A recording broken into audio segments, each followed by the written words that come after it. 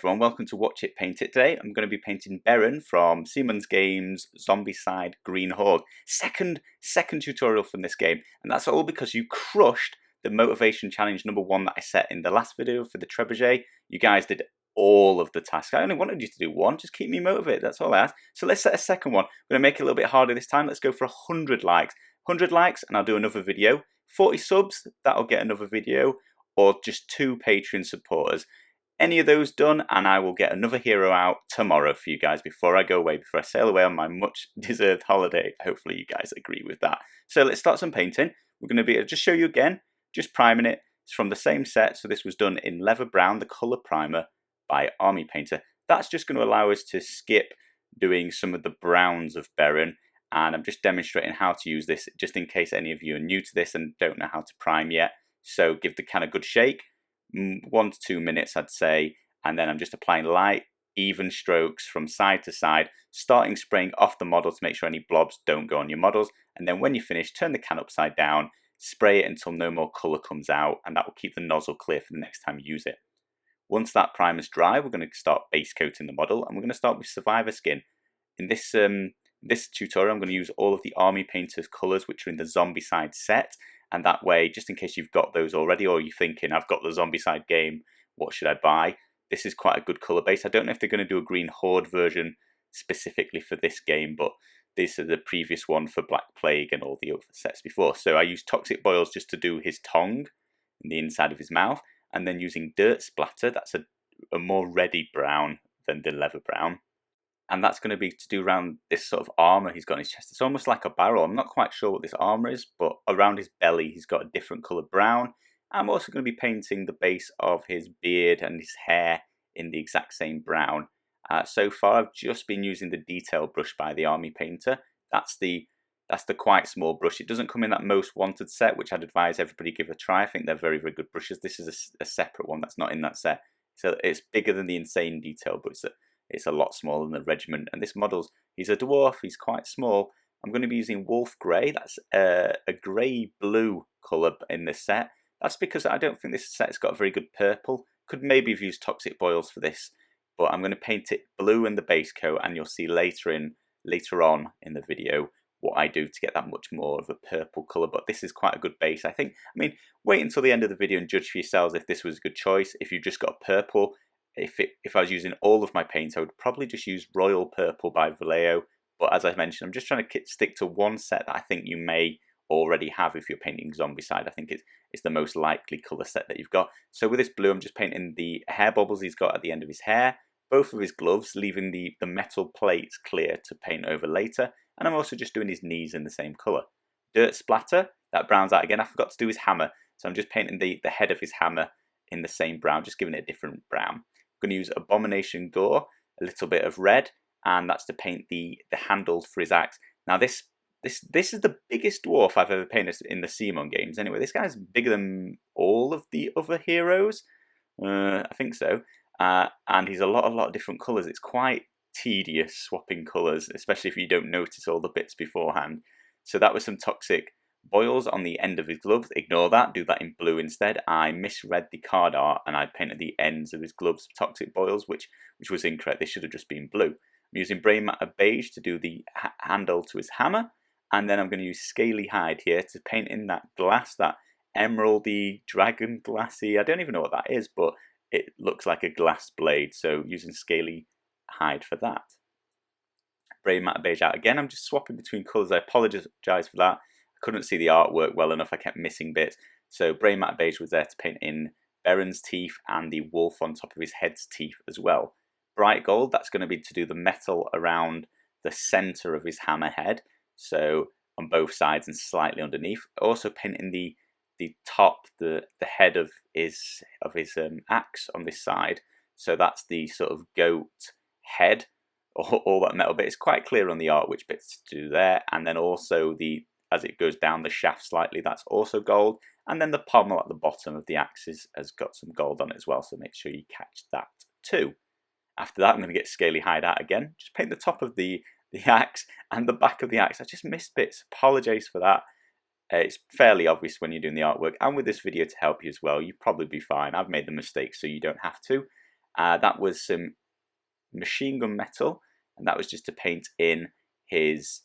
He's got like straps on this leather armor or barrel across his chest, so both sides of that. He's got 2 shoulder pads, and he's got those spikes on his hammerhead as well. And then on his gloves, he's got some metal armor as well. Just catch those 2. Necromancer's cloak, and I'm finally whipping out my regiment brush. So it's finally a little bit of this model that's big enough that I thought you could do this. And I'm painting in his boots in Necromancer's cloak. I'm going to paint his cloak in Necromancer's cloak. And I'm also going to do that fur for the wolf on his back in Necromancer's cloak. So this is the biggest area, and it's nice and easy to navigate your brush in all those nooks and crannies. Just make sure you're keeping it pressed firmly down in the direction you want the paint to go. Don't just flail around. Make sure you press it onto the cloak and then sort of slide it into the nooks and crannies, and you'll be fine. You won't catch on anything you don't mean to. Just a little bit of care there. At this point, I'm now painted most of it, so I'm going to attach the handle for my hobby holder just so I can apply pressure without touching the top of the model, that sort of thing. We're going to move on to the shading, and I'm going to use a lot of different shaders, as I've just used a lot of different colours. Starting with the Jumpsuit shader from the Zombicide set. That's a red shader. I'm going to be using that to shade his hair. In the artwork, it's sort of brown, sort of orange, so I thought a red shader is probably a nice colour to do that in. I'm going to use the Plague shader, that's the green one. And that's for all that sort of glass on his axe. So is it glass? Is it emerald? Dragon glass? I don't know. Let me know in the comments what you think that is. It looks awesome though. And I'm really proud of that when we finish. So wait and see till the end. Then I'm going to use Toxic shader, which is the purple shader from the Zombicide set by the Army Painter. And that's to paint over all that wolf grey that I did. So what that's going to do is turn that grey blue into quite a deep purple. It takes this shade very, very, very well. It looks a lot like that royal purple that I mentioned previously. If you've got that, or just a purple full stop that seems to be lacking in the Zombicide sets that I've got, you could just use that straight away and bypass some of this. But I think that's a great result, and you get to see sticking to the colours I promised I would try to do. Next is the Zombie shader, so that's a light brown shader, and that's just do his skin. I would use Flesh Wash or any other light wash by the Army Painter, but again, it's not in the set, so I tried to avoid it. That was the deep shader, the dark brown shader, and that was for all the brown parts. Apologies, my camera turned off halfway through that, but it was just all the brown parts.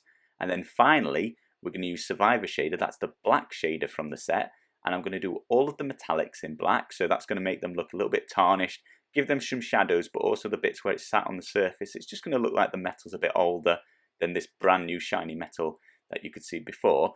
I'm also going to use the regiment brush and apply this to all of the cloak, the boots, and the fur on his back, that pelt. And that's going to work well with the Necromancer's cloak and give that some really deep black shadows, darken down that wolf a lot, ready for highlighting later, and bring out some of that texture, some of that details later with a bit of dry brushing. So that's it, wash is done. So you could have stopped there. Apologies, I didn't just give it a spin. I forgot I could show you, and a lot of you might want to stop there. The wash is very, very easy, and it's going to look very, very good by the end of it. But I'm going to go straight onto the highlighting, and it's starting with Survivor skin, just catching all the raised parts of his face, his nose, his cheekbones, and his lips. And we're going to use Brainmatter Beige, and that's just to paint back in his teeth. He's got top and bottom teeth, and I'm also going to do the wolf's teeth there, and I'm going to paint him in 2 eyeballs as well.